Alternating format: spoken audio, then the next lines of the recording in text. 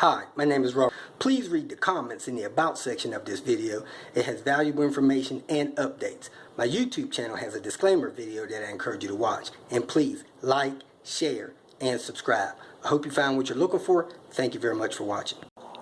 Here is my new to me Volvo 850 1996 T5 model. It was purchased on the side of the road as a result of the Saturn that I was trying to travel from Pittsburgh, Pennsylvania to Albuquerque, New Mexico, failed on me in Kentucky. I could not take the Saturn any further. I got on Craigslist. I found this 850 for sale. I contacted the person, had them bring it to the location that I was at with the broke down Saturn, checked a couple of things on it really briefly, made the purchase transaction, and off we went to continue our journey from Kentucky, that point where I purchased it, on to Little Rock, Arkansas, where we stayed a couple nights, then drove it on to Albuquerque, New Mexico without any problems at all. The car drove 1,400 miles, didn't lose a drop of oil. Here's my new to me 850. I'm going to go ahead and talk to you about a few things that I've quickly learned was wrong with it because of my experience with them, and we'll go with starting to put this thing back together so that it can be roadworthy. We'll start off with the outside. As you can see, both of the wiper blades are missing from the headlight wipers. This marker light is missing. It's got a couple of dings. The paint is blemished. A couple of the tires are in bad shape. They were underinflated, so I aired them up. The trim that goes over the roof line is in poor condition. I'll have to scrape that and paint that with bumper paint. And I was actually in the salvage yard today and pulled a couple of those that were like brand new. Problem is, the salvage yard has raised the price of those trim pieces to $6 a foot. These things are 7 foot a piece, so they wanted to charge me like $47 or something like that for them, so I had to leave them. I couldn't see paying that much. There's a dent in the door there, small dent in the fender. It looked like it has the original gas cap. That needs to be detailed. The back of it is okay. The license plate holder is rusty, so I'm going to get one of those. It has a tow hitch on it, which is can be nice. It has the exhaust is starting to rust. I'm going to have to replace some of that. I do not hear the antenna motor running at all, so I think the antenna motor is gone out or unplugged. I'll investigate that. And other than that, the outside is really not in that bad a shape, and it looks decent and rides okay. I did the PVC glove test. It passed with flying colors. The person that sold it to me said that he thought that the valve cover, which is the cam cover on the motor, was actually leaking. I don't think that's the case. I think it just had a bad oil cap seal. The oil cap seal on there didn't seem too bad, but as you can see, the oil cap is loose. So the whole cap needs to be replaced, and this doesn't even look like a Volvo cap now that I look at that. So I'll need to get a better oil cap on this car so that it can quit leaking on top of the motor. The oil dipstick is broken. Like I said, the PVC passed this test. The coolant is a little low, and the bottle has cracks on it, which I have a bottle at home. It has the wrong cap on it, which I purchased a spare cap today from the salvage yard. They said they had some oil cooler lines that had been replaced. A couple of the radiator lines was old, and that hose there is definitely not proper, so it probably has boost leak going on there. Somebody put some kind of pin in the wastegate actuator, so I'll need to replace that. This trim is messed up. I'll check the cabin air filter. Other than that, under the hood is not too bad. It looked like it's got some aftermarket wires. The fuel economy is awful. It's getting about 20 miles to the gallon on the freeway, and I noticed the wiper blade is bent, so somebody had problems with the wiper blade. So I'll get an oil cap, stop that mess from happening, and we'll go from there as far as under the hood and put some good spark plugs in here. Now, another thing I noticed is that some of these parts on the timing system seem to be original.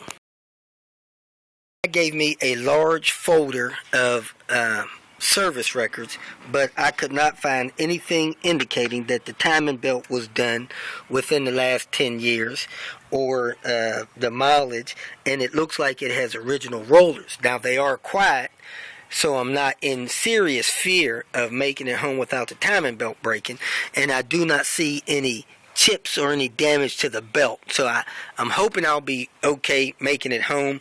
The sticker on here, it appears to say 2003 it was replaced. That's the same thing I found in the service history records, and so this timing belt probably has 120,000 miles on it. The car is kind of neat. It's a turbo model with all the bells and whistles. I do notice that the dash moves a little bit, so at least this mount on the driver's side is busted. The dash pad is coming loose a little bit. Several lights are out in the dash. Several lights are out in the cluster. The driver's seat has been replaced. The skin was replaced with vinyl. That side is still leather. I got an armrest to replace that. It's a little dirty, not near as dirty as the Saturn was. The door pocket is damaged. The stereo sounds good. It did not have the code. I found the code from a Volvo dealer. The sun visor hangs down, and whoever did the hood liner, the headliner was recently done. They also put headliner material on this piece here, the shade, which is not improper. It makes it too difficult for the sunroof to go back. The leather is probably out of 5. It's probably a 2. So I may redo the leather in there. The seats work. The ignition switch is bad, so I have to turn the key back a little bit to get everything to pop on to work. The cup holder's broken, and there's a couple other things. The brake pedal pad is missing, and when I hit the brake, the car jerks to the left, so that lets me know that the control arms are bad. Notice is that the door check is broke on this driver's door, which is no big deal. However, the gas tank leaks fuel when I fill it all the way up. So those of you experiencing that problem, I'll have the pleasure of fixing that within the next couple of weeks and posting that video. Immediately realizes that the seatbelt is jammed. I couldn't get the seatbelt to fasten for me. I see that the little buttons on the seatbelt's broken. I can order those from online. And just, some general cleaning. The car temperature is running good, although the coolant is a little bit on the low side.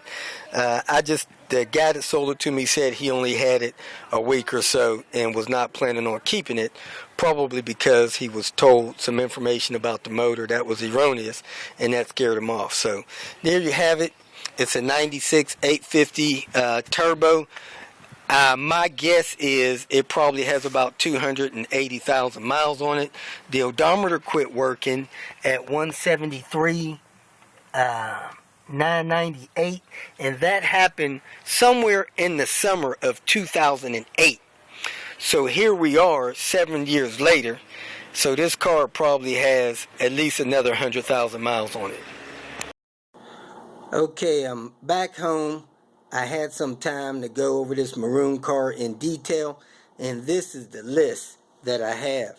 It's almost a page and a half, and I separated the list in 3 sections.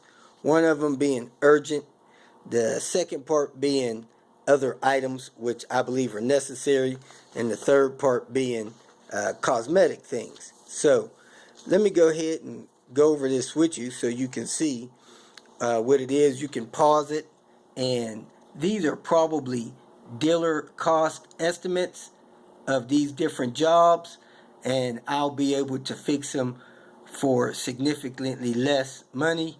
Some of those things I've already done that you'll see on the next video, and as soon as I get things finalized with the person that sold me the vehicle, I'm going to go ahead and fix these things probably in just a couple of days so that I could get this vehicle sold and in the hands of another person that can enjoy it for several years. I think there's a lot of life left on the car, and I'm going to go ahead and fix it and get it in somebody else's hands, and they should be able to enjoy it. So, if I took this car to the dealership and had all the things that I've noticed need to be taken care of done on it, it'll be close to a $15,000 restoration job. If you feel that this information was useful, please like it and share it with your social media friends. You can subscribe to my channel so that you will get notifications of future videos that I post. You can follow me on Twitter, and if you need to contact me directly, please visit my website. And if you have any questions, leave them below, and someone or myself will reply to them. Again, thank you very much for watching.